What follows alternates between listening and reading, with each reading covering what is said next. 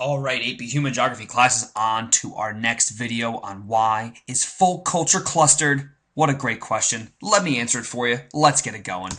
Alright, we first got to focus on this, how the physical environment influences culture. Well, if you remember back in chapter 1 about environmental determinism, how the environment affects and puts a limit on what humans can do where they live. Perhaps the largest determinant is climate. And the reason why climate is the largest determinant is because, well, it affects all the other things I'm going to tell you about. Food, shelter, clothing, all right? So depending on where a culture lives affects all of these things. So for example, Eskimos wearing fur boots, all right, because they need to because it's freezing, versus the Aborigines in Australia where they wear no shoes because of dampness and warmth, let's say, all right? Imagine looking at this iceberg when you walk outside. You're certainly not wearing those Bermuda shorts on the bottom, right? You adapt to the climate you're in, all right? And that's a little bit part of environmental determinism. Let's keep it going. All right, food preferences, all right? So the physical environment impacts vegetation, eating habits, right? Climate, so on and so forth. So let me just give you some examples of food preferences. In Istanbul, Turkey, we have Boston farmers, and what they do is they produce small little gardens that feed the entire city. All right, it depends on what they produce, obviously, due to the climate and vegetation of that area.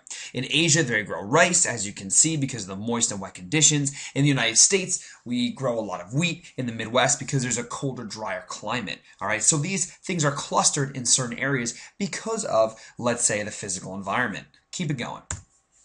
There's also something called food taboos within culture. Now, there's just taboos in general. What is a taboo? It's a restriction on behavior imposed by social custom. Well, food is the most popular form of taboo. Yes, are there marriage taboos? Are there other types of taboos? Absolutely, but food is the most popular one.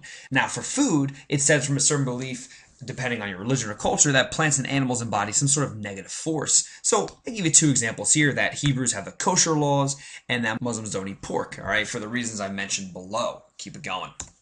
All right, talk about architecture and housing. We can also take a look at this and see why folk culture is clustered. And again, it's about environmental determinism, right? The environment impacts how humans live in a certain area. So the availability of resources depends on the type of construction of shelter. So if you look here, both of these pictures to the left, they're both houses. All right, one is made out of rock and stucco, the other one is made out of wood and bamboo. So you are impacted by your environment. So look, what are the most common building materials for housing? Well, wood is most preferred. That's the easiest way to build, as well as brick. Now, there are other materials which houses are made out of, such as stone, grass, sod, skin, bamboo. The list goes on. I just mentioned a few. And let's say particularly in MDCs, right? Most MDCs, when you start building a house, well, you buy the lumber from a lumber yard. You can also buy decorative extras, right? Whereas the other houses don't really have that. You can buy, let's say, shingle, stucco, vinyl, and aluminum for your siding, or let's say, for example, different types of roofing. All of these are located more in the MDCs and LDCs, obviously. All right, U.S. housing. We can track actually folk culture of housing in the United States through these three patterns. Let me tell you about it, all right?